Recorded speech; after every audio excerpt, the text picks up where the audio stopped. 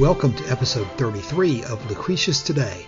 I'm your host Cassius, and together with my panelists from the EpicureanFriends.com forum, we'll walk you through the 6 books of Lucretius's poem and discuss how Epicurean philosophy can apply to you today. Be aware that none of us are professional philosophers, and everyone here is a self-taught Epicurean. We encourage you to study Epicurus for yourself, and we suggest the best place to start is the book Epicurus and His Philosophy by Canadian professor Norman DeWitt. Today we're continuing in Book 2 of Lucretius, approximately line 788 through 864 of the Latin edition. And today we'll have Elaine read the text for us, starting right now. And since the eye receives within itself one stroke when it is said to perceive a white color, and another contrary one when it views an object of a black or any other color, and since it is of no moment by what color anything you touch is distinguished, but rather of what peculiar shape and figure it is, you may conclude that there is no manner of occasion that seeds should be stained with any colors, but that they should cause that variety of touch by the various figures with which they are imbued. Besides, since there are no certain colors peculiar to certain figures, and since seeds of any figure may be of any color, whence is it that bodies that consist of such seeds are not in their several kinds imbued with all sorts of colors? It would be common to see crows as they fly about cast a white color from their white feathers, and black swans might be produced from black seeds, or be of any other one or more colors, as their seeds chance to be distinguished. Further, the more any body is broken into small parts, the more you may perceive its color languishes by degrees and dies away. This is the case of gold. When it is divided into thin shavings, its luster is extinguished, and the purple dye, by much richest, when it is drawn out thread by thread, is quite lost. Hence you may infer that particles of bodies discharge themselves of all color before they come to be as small as seeds. Again, since you allow that all bodies do not emit sound and smell, and did not attribute sound and smell to every body, so since we cannot discover everything by our eyes, you may conclude that there are some bodies as much void of color as there are others without smell or sound, and a judicious mind can properly form a notion of such bodies void of color as it can of others that are without smell or sound, or any other qualities whatsoever. But lest you should conceive the first seeds are void only of color, you must know that they are without warmth, are altogether free from cold or heat. They emit no sound, are without moisture, nor do they send out any smell from their several bodies. So when you propose to compound a pleasant ointment of sweet marjoram, myrrh, and flowers of spikenard that send out the richest odor up to the nose, the first thing you are to do is to choose, as far as it lies in your power, an oil that has no smell, that it may, as little as possible, infect and corrupt those few sweet ingredients, being mixed and digested with them with its native rankness. Lastly, this do not bestow any smell upon the bodies they produce, nor any sound, for they can exhale nothing from themselves. And for the same reason, they can communicate no taste, nor cold, nor any vapor, hot nor warm. You must separate all qualities from the seeds that render them liable to dissolution, such as viscous, brittle, hollow, which proceeded from qualities that are soft, putrid, and rare.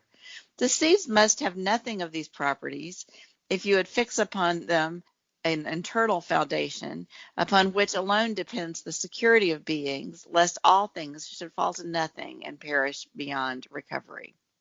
Okay, thank you, Elaine. We're talking more about color again today. And so we're going to have to decide why, and extend our conversation from last week, decide why this is such a significant issue for Lucretius to keep going on like this. And I have 2 potential topics that we might explore if we run out of things to talk about. But before I introduce those, what do you guys think about this section today?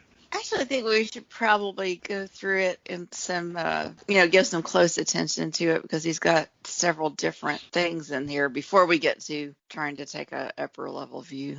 Okay. Martin, what do you think before we launch off? Martin? His microphone's off. Sorry, I was talking to the muted mic.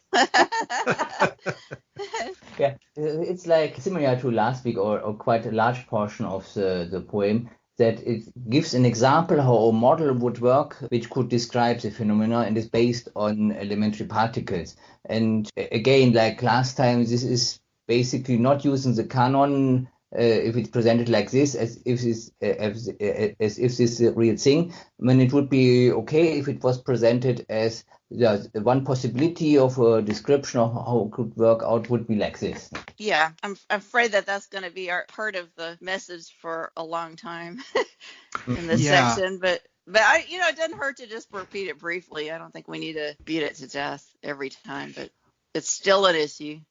But what do you think about going over each section, like to just to make it clear what Lucretius is saying? Yeah, I'm fine with that. Yeah, let's start with that. So, Elaine, you want to start this first section, he's just, it looks to me like he's just distinguishing color from texture. Is that because the texture, the touch has to do with the shape, but it's not affecting how something feels to the touch, that those are different properties. Well, just at least in this first bit, he's saying that there's no color variety. There's no way that, as he says, staining with any colors would cause the variety of touch, meaning texture, I think. The color is just not going to affect. It's a separate property. Okay. Let me suggest it this way. I'm wondering if where he's going is, or he's thinking as a premise, that in order for something to exist, or for you to really be confident that it exists, you don't really have to experience it through all of your five senses. You don't have to both touch it, see it, taste it, hear it. Well, I don't know if he's going there, but I don't think that's in here. I mean, that's an interesting idea, but I think he's actually just talking about the properties of the seeds and how we perceive them, that the perceptions are not overlapping. And so what I would say, that would build a case for that when we're perceiving something through all these different senses, that we're actually perceiving different properties of the seeds rather than only one property. And this is not, he doesn't say this here, but I might go from that into that can give you more confidence in your perceptions, because it's not that there's one property of the seed and your eyes and your fingers and your ears and your nose are all perceiving that one property, but you're getting multiple lines of evidence about the same thing. And I guess the direction that I was going in is it not a large part of the point here that an elemental particle can exist and not have any smell to it or any color to it or any taste to it?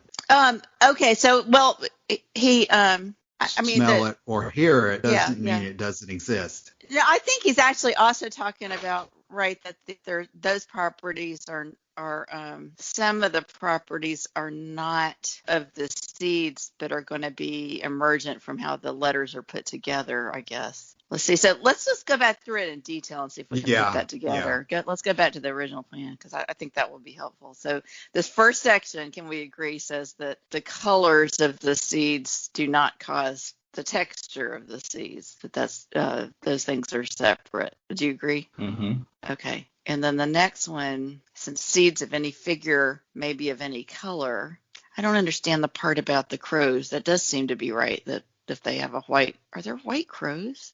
I guess they're black mostly. Yeah, so he says white color from the white feathers, and black swans might be produced from black seeds. When he was saying that, did he know there were black swans? Or is he saying that there aren't black swans? Or is it possible that that's a translation issue in terms of types of birds? Bailey says crows and swans, and maybe Monroe does too. I think he's giving a counterfactual there. He's saying he's thinking the crows, we don't see white crows and we don't see black swans. So I am not sure what he means by this section and how it relates to the other ones. Martin, you have any idea? Mm-hmm. Yeah, he certainly presented such so that we see some things show up in only one color and not in multiple colors. So they don't show. They're not individuals which are in a different color. So the one kind may show up always consistently in one color. Charles! Oh, Hi, Charles! Charles. We have Charles. I'm a little late, but I'm here. Well, we talked for a while before you got here, so you're not too far behind in the discussion. Elaine read the opening, and now we're trying to just go through the details of the opening paragraphs and dissect them before we try to reach any sweeping conclusions from them. Okay. So I'm pulling up before, the when he's text talked now. about shape and figure, he has said that that is a property of the seeds, because he's gone about, the rough seeds and the smooth seeds, So I think he's saying here that color is not like that, that color is different because it goes away before you get to the case of seeds. Because when he gets here with the breaking down the gold, and what is a guy, a purple guy? What is that?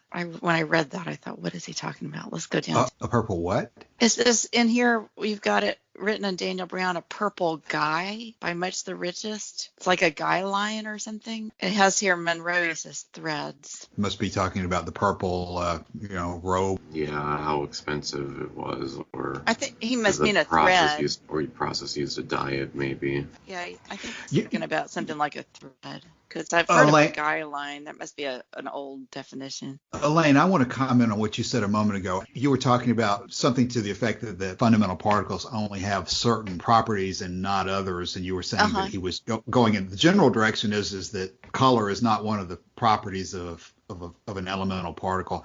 I've seen a couple of different lists of what the supposedly 12 fundamentals of nature would have been in this other work of Epicurus that was lost. And going back to the DeWitt book, DeWitt lists as the 11th principle that he derives from Lucretius and Epicurus that atoms are characterized by three qualities: weight, shape, and size. Okay, and so color is not one of them. Yeah. Right. Now, again, if DeWitt could be wrong in his summary, I think there's another list I have seen by another writer whose name escapes me at the moment, but pretty clearly, I think that's one of the premises that we're working with here, is that atoms do have certain fundamental qualities, but that color is not one of them. Okay, so when he's talking about that, you can sort of logically derive this from color fading away in gold when you take it apart. When the fabric gets smaller and smaller, you don't see the purple anymore. That's true of texture too. So that's a logical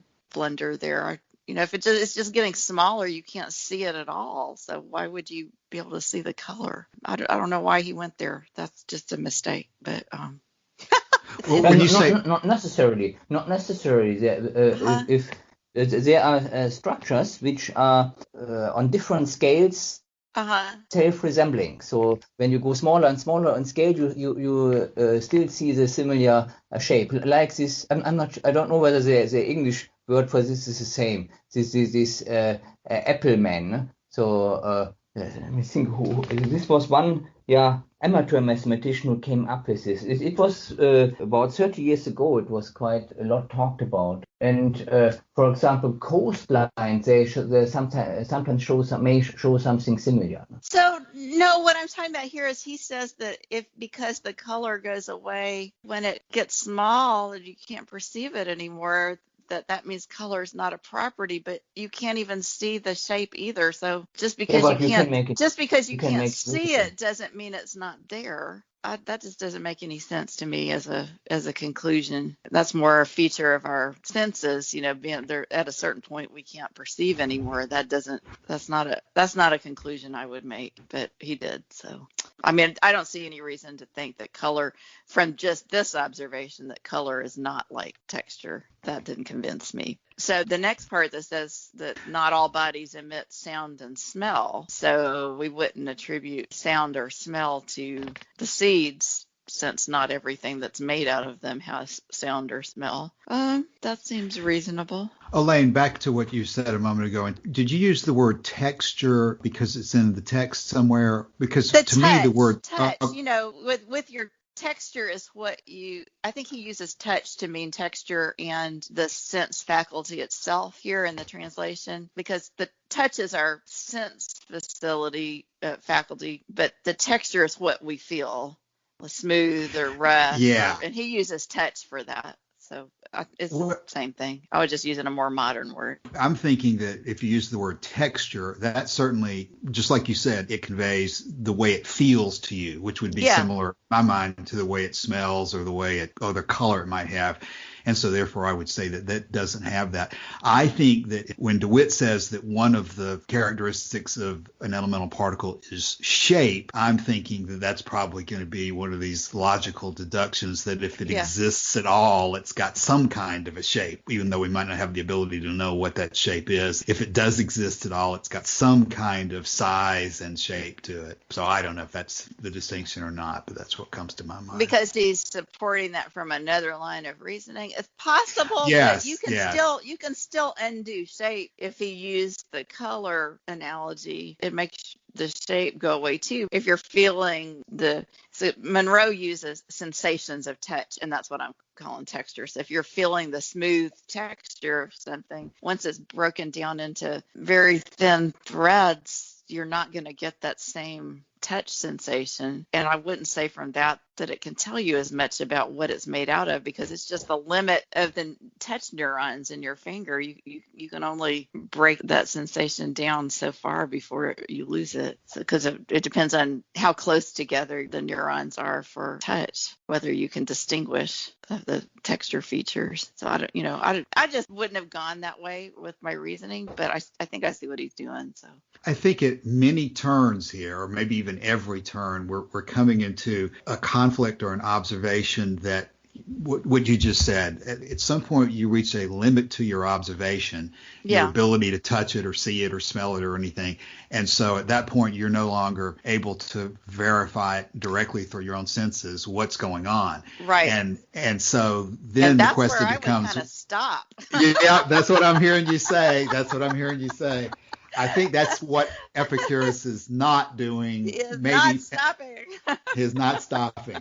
And that is such a deep issue. We'll never be able to deal with it today. Yeah. I think we're going to come back to that over and over and over again, is what happens at the limit of observation and what do you do then? That's one of those issues that I was going to talk about at the end. So, okay, next paragraph. Where are we next? Okay, so now he's saying, no sound or, and then he's also saying your mind can imagine bodies void of color.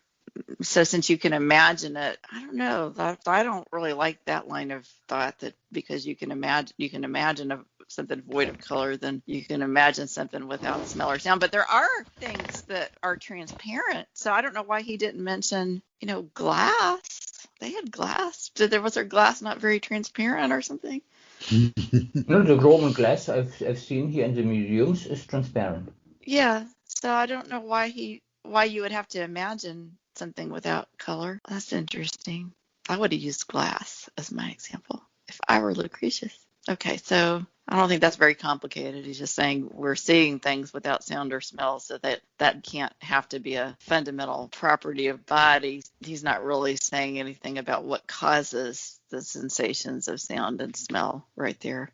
And it's not really, for smell, you actually have to have particles that come off the object. So it's not the particles themselves that are at issue so much as whether they're volatile, whether they come off so that they can interact with your nose. So if they're not being emitted, you're not going to smell anything. Okay, so smell, sound, taste, so that so you can have something that's tasteless. Now, when he gets to hot or warm, everything has a sensation of temperature relative to us, unless it's at our, same temperature. We're not going to perceive a difference. It's not going to strike us as being hot or cold if it's the same temperature as us, because there's no heat transfer. So that again being a matter of perspective from us.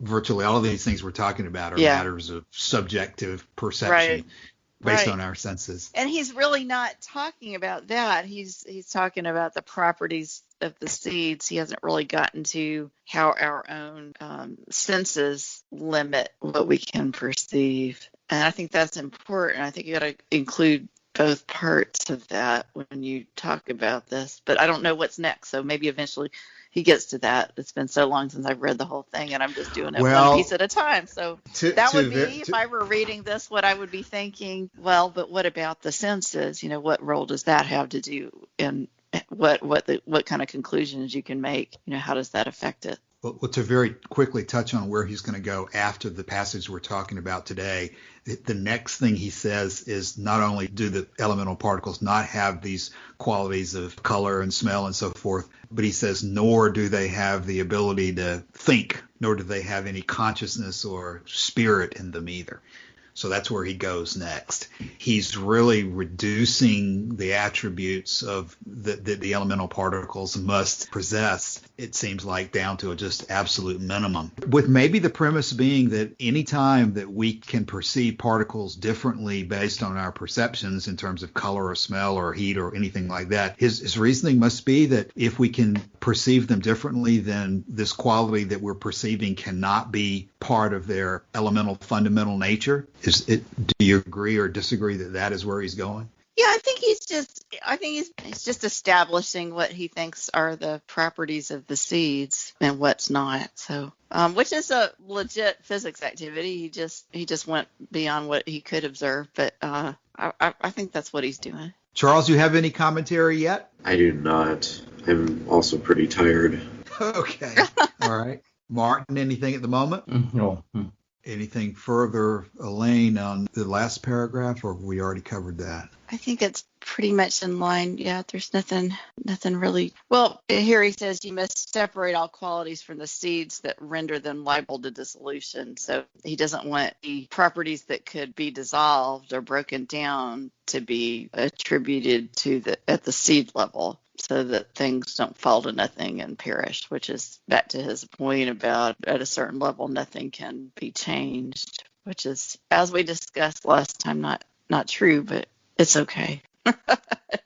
It's all right. Yeah, because he's definitely going there. The seeds must have nothing of these properties if you would fix them upon an eternal foundation, upon which alone, Elaine, he's saying, depends the security of beings, lest all things should fall to nothing and perish beyond recovery. So he clearly is talking about these things, in my mind anyway, for a reason. And that reason is he's looking for the eternal foundation of things. And concluding that color and smell and taste and things like that are not part of an eternal foundation.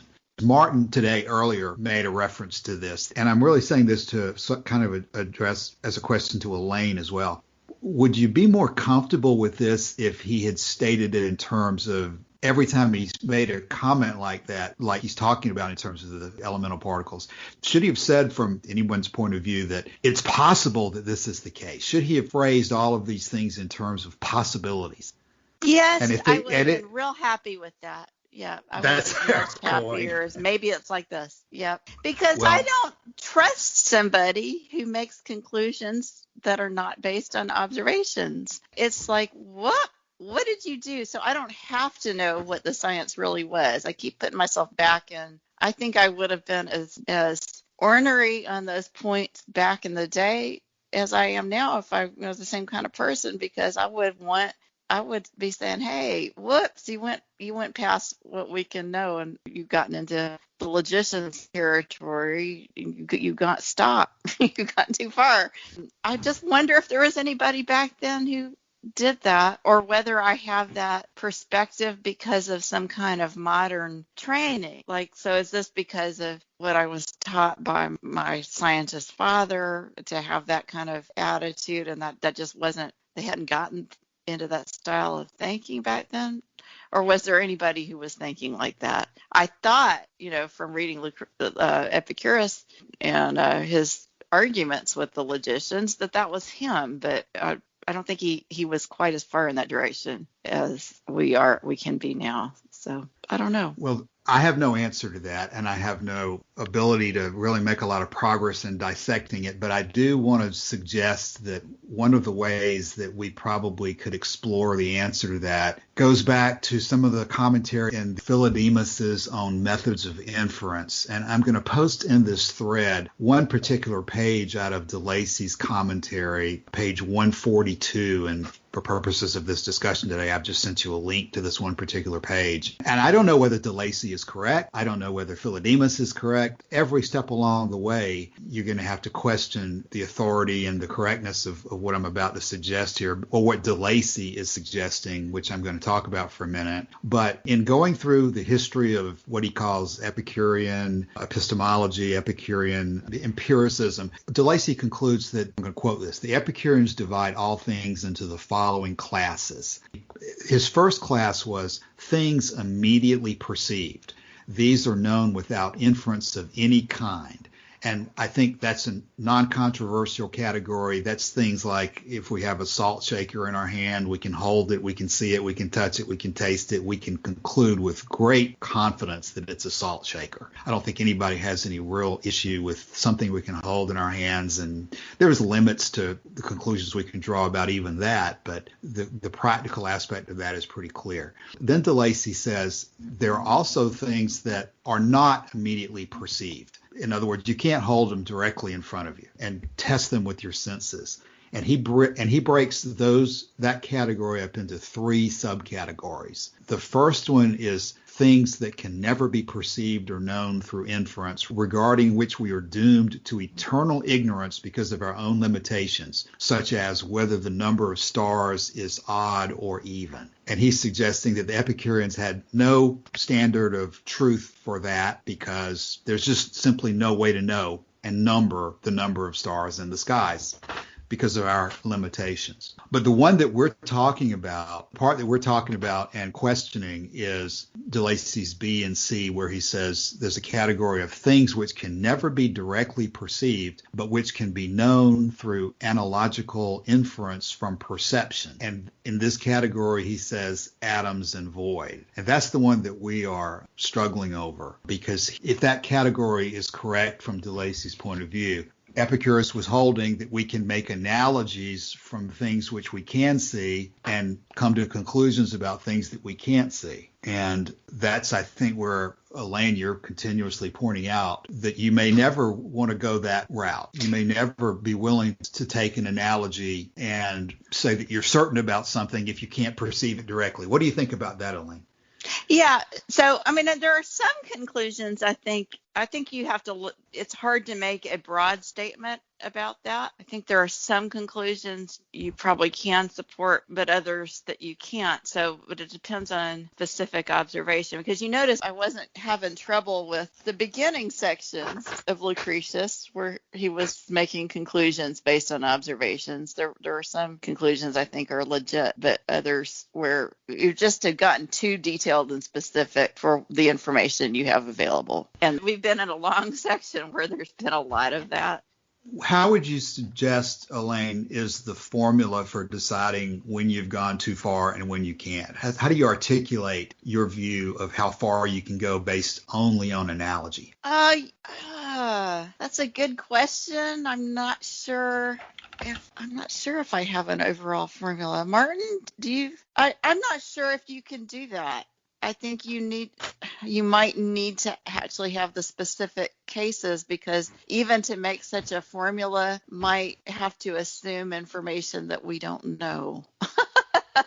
But maybe some of the listeners can chime in on that. That would probably be going far to make a. I mean, there may be weak indications of something that it goes in that direction, and this one may, for example, give us more confidence in drawing that analogy. It will still not prove it, but it makes us more comfortable to think, okay, this is something what appears more likely than other possibilities or something like this. But I don't think we can put a general line. Yeah. You just used the word indication. I'm pretty sure that the word indication is pretty similar to the word signs that they're talking about in Philodemus. And that's probably where we're going, is what does an indication really mean? How do we judge what is an indication and what's not an indication? Because the very nature of an indication may mean that you haven't perceived it directly. Because otherwise you wouldn't consider that to be an indication. You'd consider it to be a proof or an absolute determination of it. So that's part of what we're talking about. And let me throw this into the other section this is the only other part of DeLacy today I'll mention. But on page 144, he elaborates on this category of what we're talking about in terms of when you have to go with indications. And DeLacy says that this point is important because it involves the validity of atoms and void, Epicurean metaphysics. The method here is a less direct form of verification than that of the preceding case, which is when you can hold it in your hands, basically. The proof that there is no evidence to the contrary, and he quotes, therefore verification and lack of evidence to the contrary are the criteria of truth, and the lack of verification and evidence to the contrary are the criteria of the false. And he says, opinions or hypotheses about objects that are unperceived by nature are true insofar as they do not conflict with known appearances or present opinions. The Epicureans posit the existence of a void, although it is not directly experienceable. Its existence, however, does not conflict with any known facts and is indeed supported by the empirical fact of motion, which requires a void for its possibility. So there he's saying that the existence of the void to an Epicurean can never be directly seen, tasted, touched, or any of those things, but that the Epicureans held it with high confidence to exist because they deduced it from the observation that motion occurs. I think, Elaine, that's in that category of conclusions you may have a problem with, or is it? What do you think? Well, so that does get into, that is something that back in that day I would have been okay with, and I didn't, it was reasonable enough that I wouldn't have gone around saying, wait, you've gone too far, probably. So, but now that we have more information about energy and fields, I don't think there's quite that same idea of void that there was in his day. Am I correct on that, Martin? Yes, but I think this one I don't see as much of a difference. So yeah, it doesn't seem to be a problem to me. I'm not bothered by it. It's reasonable enough as a description of what you would observe on the macro level, right? So it doesn't bother me. Martin, go further. I think you have more to say. Yeah. Yeah. The other thing is the other assumption they make that these elementary particles are like hard bodies, and this is an assumption. So and this is not necessarily the case. So depending on circumstances, particles might penetrate each other without that they get destroyed. So it does not necessarily have to behave like rigid bodies. Well, Martin, having said that, how would you explain to somebody what your perspective is on, you just said something's possible. Is that all you can say about it? Or can you go further at all and say something's more likely than not? Or how would you explain, for example, like I say to a child or somebody who's just coming at this from a very basic level, what is your approach to what is known versus not known? What does the word known mean to you, Martin? Yeah, to me it means that we can be reasonably confident that it's an accurate description of the reality as it is relevant for us. Yeah, that's mine too. It's kind of a pragmatist approach rather than... Elaine, what does pragmatism mean? Okay, so, and this is not something that was thought of as an idea back in Epicurus' day. So I want to say I think he would be okay with it, but I don't know. I can't ask him, so I'm not going to exceed my observations. But I like to contrast it with skepticism. So the skeptics got all hung up on the impossibility of absolute certainty, and that was so you can't know anything for 100% certainty, so you can't know anything. And that's where they went with it. But for pragmatists, there was a certain, really, I will say subjective point, because everything is subjective that we know, where you say, well, no, I can't be 100% sure that I'm awake and that I'm actually sitting on this sofa right now talking to you. Maybe I'm dreaming, maybe there's a tiny % chance that this is not a real sofa and it's just imaginary and I'm asleep. That's a really vivid dream. So, okay, there's a tiny possibility that I don't know what I think seems just very obvious, but it's so tiny that it's irrelevant to my decision making and my life. And so I'm going to go with it, and I'm not going to get all hung up on this idea that it's impossible to be absolutely certain about anything.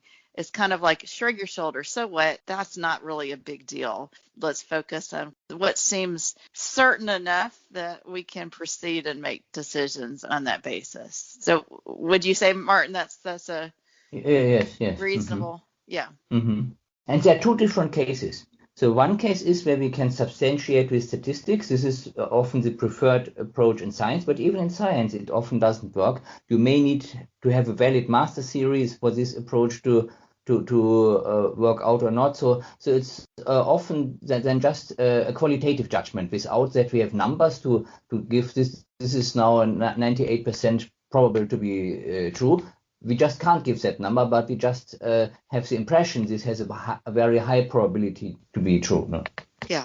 And what is your definition of very high probability versus sort of probable? This is a problem because this is addressing the case when we don't have numbers. So this is somewhat about a fishy thing that we want to compare something bigger or smaller, but we don't have the numbers to actually do that. Yeah. And I think that's really the point, though, is that where do you draw the line?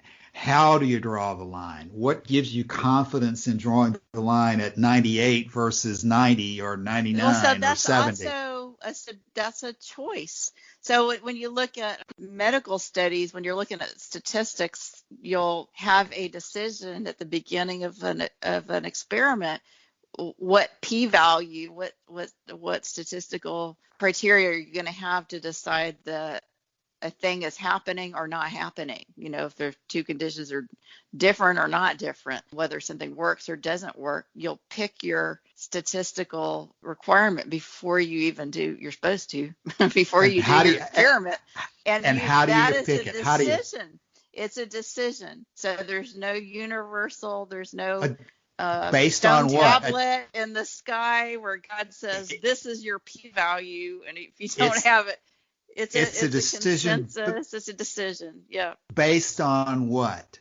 Based on a subjective decision that something is likely enough to be true at a certain level that you're satisfied with it. Because people don't always use the same p level. So this is always there's always going to be a subjective aspect to confidence. What determines whether Elaine is confident or not in selecting her p-values? What does Elaine look to in order to select her p-values? Well, I think there's an answer to that. I may not be asking it correctly, but I think there's an answer to that. What do you, Elaine, look to in you to give you confidence to select your statistical dividing line? It depends on the area that is being studied, Cassius, but so some of it is precedent and isn't it your own experience? Isn't it experience?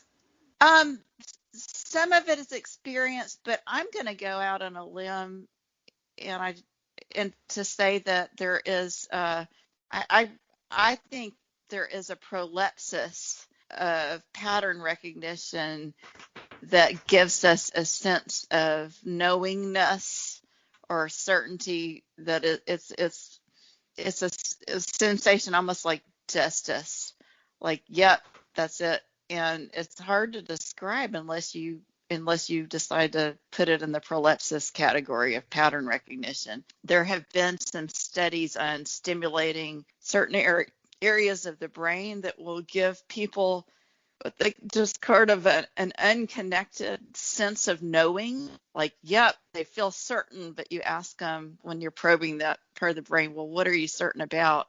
They can't tell you. So they're just experiencing that sensation of knowingness. Maybe you could call it a brain sense, similar to vision or smell, but it's a sense that gets triggered by cognitive information. But to me, it's a pattern recognition, and it is subjective. It's probably being subjective a little bit different for different people, but similar across the species for the most part. I'm not disagreeing with what you just said, but I want to now hear what Martin has to say about that. Martin, how do you select your p-values?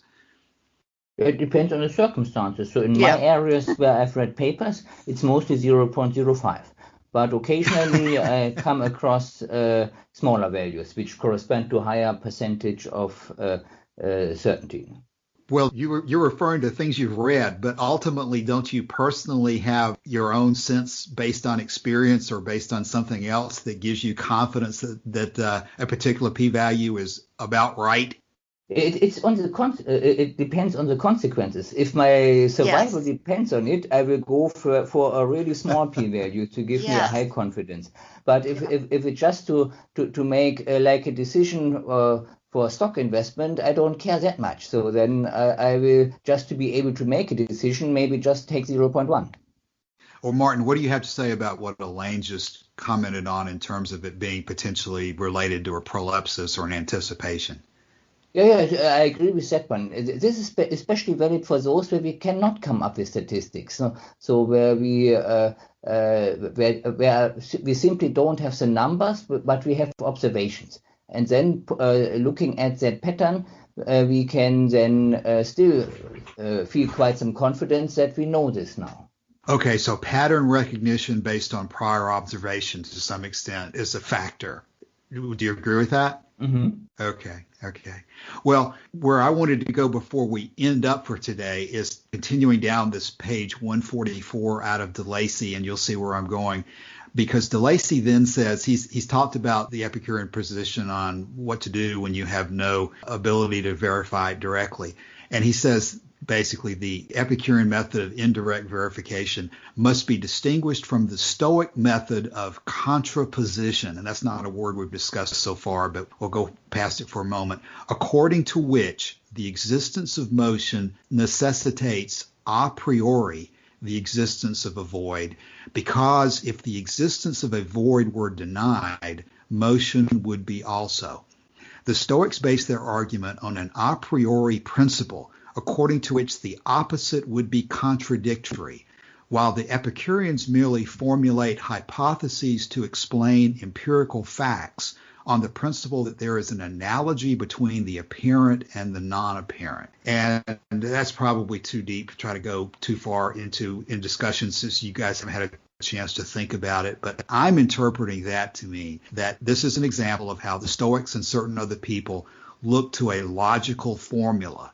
Right. And say that the logical formula is the key aspect of it, as opposed to the Epicureans, who were looking at analogies based on empirical observations. And maybe the analogy will not always prove to be final, and you'll have to revise it when you have more observations. But the fundamental method that the Epicureans appear to be using is what I would contend that Elaine is really using, even though she might not say it the same way, is that an Epicurean is basing his conclusions on the observations he's made in the past, and maybe the patterns he recognizes from those observations, and that's the fundamental basis on which you decide whether something is reliable or not, and not just fitting it into a logical formula to say. Yeah, and if Lucretius had done that, I would have been fine with it. I just, we went beyond that, but I think that would work for me, and that's really the feeling that I get from Epicurus. But I also want to throw in that ultimately you get into the subjective pattern recognition, your feelings about how confident you feel, and which to me is the same about the information.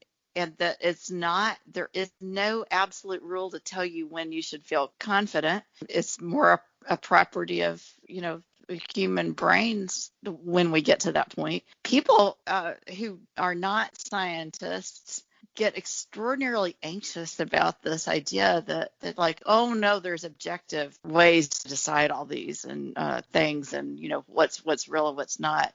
And at every level, ultimately, of decision making, and whether you decide you're going to have confidence in a conclusion, there's always your brain. There's always subjective processing, and that's fine.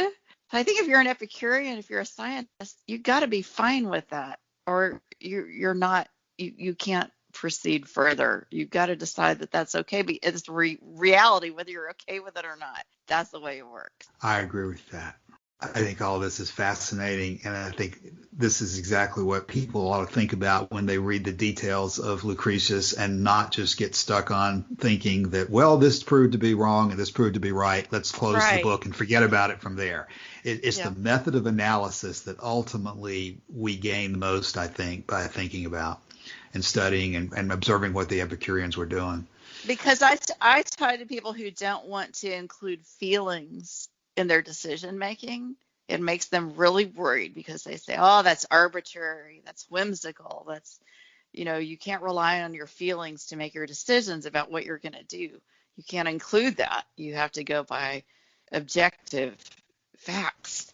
And I think if you really look at these sections here, you have to recognize that we're always, all of this, our subjectivity is part of our perception and part of our processing. You cannot ever get away from subjectivity. It's always there. And if we could get people to see that, I think it would be easier to then say, well, so feelings are big. You can use your feelings to make decisions too. So what do you think about that? I completely agree with that. What was going through my mind when you said it is I'm not going to try to state it any better than that. That's probably a good place for us to begin to conclude today's episode, because I think that is exactly correct. And that's what is so significant about all this. Martin? No, I have no concluding remark on this. Charles? I don't either. I've been paging through the previous episodes in the text, reading them. Well, we'll have plenty of opportunity to continue to talk about these issues as we go through the rest of the physics, and there's a lot more to come beyond what we've already discussed. So we can continue to be talking about the issues involved in how to become confident and when you should not be confident. And the whole issue of, we didn't really talk about it today, but the implication of the issue of what DeLacy is describing is this is how you come to the position that alternate possibilities are true. And if you don't have enough information to choose between them, you have to consider them all out there as possible until you can choose between them. That was sort of like, wasn't brought up, but was sort of indirectly implied with the Delaney material in Philodemus about how things like an indication or a sign, you would need prior knowledge to be able to connect that.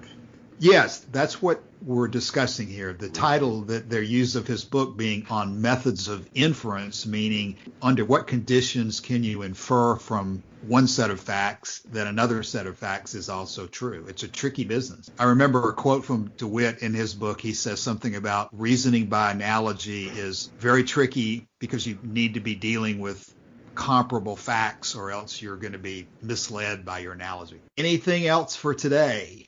No, I think we've been able to get to some good stuff from this section. I think so too. Anybody else? No, I don't have any closing thoughts. Okay, Martin? Yeah, also not, as I said already. Okay, well, thanks a lot. I'll try to get this posted as quick as I can, and we'll talk again next week. All right. Hope y'all have a good week. Thanks. Thanks, bye. Bye-bye.